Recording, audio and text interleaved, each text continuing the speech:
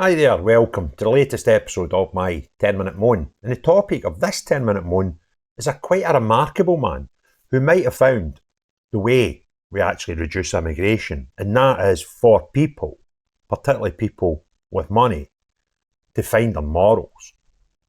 Now, I've been saying for a long time now that despite 28 years of successful governments getting voted into Westminster with promises to reduce immigration levels, none of them have done it. They've actually went up. And I've long since suggested that that's because we've now created an industry behind immigration. There's millionaires and billionaires and people who have already got loads of money making loads more out of a system and a process which has become an industry. We see hoteliers being the obvious one. We see lawyers who now only deal with asylum seeker cases and often spout ECHR to get their clients through immigration problems. We fund that through legal aid. We also have businesses, people who supply furniture and only supply furniture to people who are in asylum seekers or immigrant housing. And that's an industry and businesses created purely to feed and fuel that industry, or fueled by that industry, I should say. So that's why I think it's difficult for governments to actually do it, because so many people make money from it. And when lots of people make lots of money, they don't want that income to stop. However, my faith in humanity was restored somewhat when I came across a video this morning on X. And it's from an interview, I don't know when, I just know it's GB News. It could have been yesterday, could have been a year ago. I don't know. But it shows the standards that I expect for the British people. This guy is the sort of epitome of what I expect Britain to be. And that's people with morals and standards and looking out for their communities, like this man does. So let's just watch his video. Let's watch his interview and discuss what we're actually hearing here. It's a good man. You refused a request from the Home Office to house migrants. What did they offer you and why did you turn it down? Well, it was a considerable amount of money, Beverly. It was probably double what we would normally make on a good year, because they offered full occupancy on a rolling contract for a year. So how does that work? Somebody literally just picks up the phone to you, or do they send you a letter? They sent us a letter first. Right. And to be honest with you, I thought it was a joke. And well, because of the amount of money they were offering? Well, I just couldn't believe that the government wanted to put, illegal migrants up in four-poster beds at Camelot Castle. I mean, it was absolutely remarkable. Right, so he's been offered ridiculous amounts of money. Right, and the story actually gets worse because he comes to talk about his staff in a minute. But this guy owns a castle, a hotel with four-poster beds, and the government wanted to use his hotel. Now, if we got a load of illegal immigrants and fake asylum seekers coming in that are only accustomed to four-poster beds, this is just ridiculous. A castle. The man owns a castle, for goodness sake. And what did they say? They were going to double his income of a good year. But he would actually made more, because there's more to the story coming up. It would have destroyed the village, because one of the things they said is to lay off all the staff. And all but two, because they do meals on wheels. You clean the rooms once a week. You're probably a big employer in the village. Well, a major employer in the village, and locally. And of course, those jobs in a village like Tintagel, they wouldn't be replaced. No.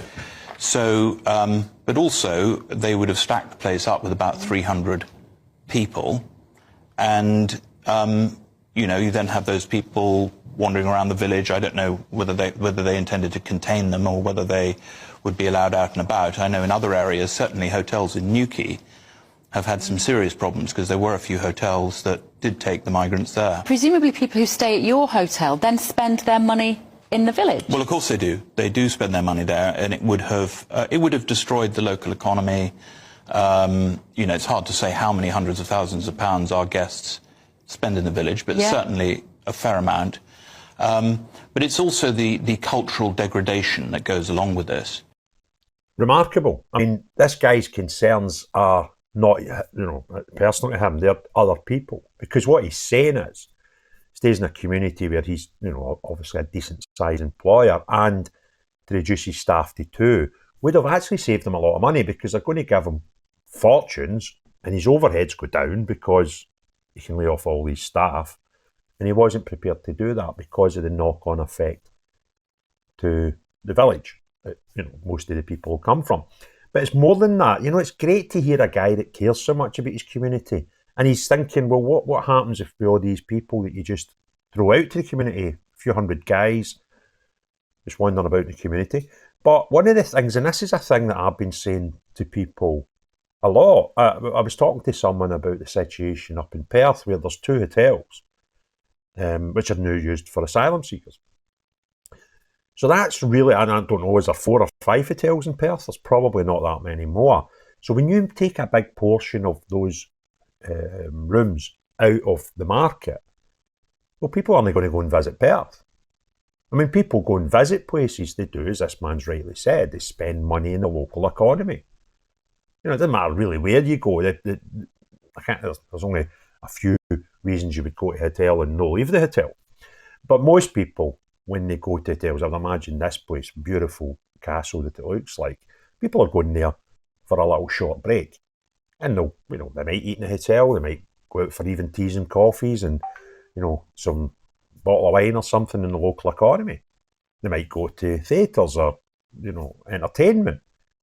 But if you take Perth, for example, and let's say it was 20% of the hotels now, it might even be more than that, are not available for people who are going in a weekend away or a couple of days, then they're going to go somewhere else. And that money that should have went into that economy is not going there.